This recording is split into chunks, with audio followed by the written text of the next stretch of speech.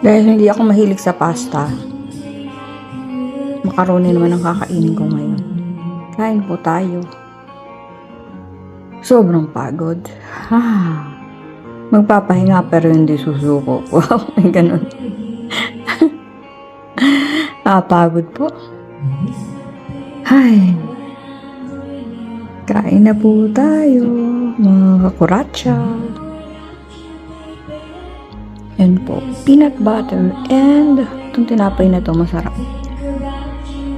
Thick slice multigrain. Let's eat. Pasta lover.